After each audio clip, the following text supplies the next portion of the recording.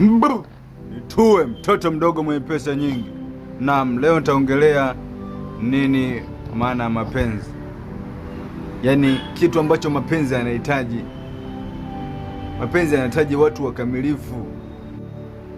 Mapenzi yanataka mtu mvumilivu wa kitu chochote kitakachotokea mbele yake.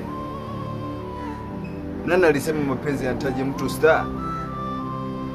Hakuna. Niambie hata mtu mmoja ambaye alikuwa na mtu star akavumilia kwenye ndoa mpaka uzeeni. Wachache sana. Mapenzi yanataka mtu ambaye atavumilia upande wa mume wake na upande wa mke wake. Mapenzi yanahitaji kitu kidogo. Mapenzi yanahitaji uvumilivu kidogo. Mapenzi yanahitaji kutoka moyoni.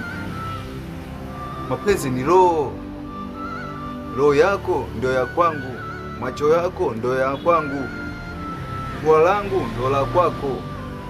Mapenzi yanahitaji mambo mengi. Mapenzi ni roho. Mapenzi ni nafsi.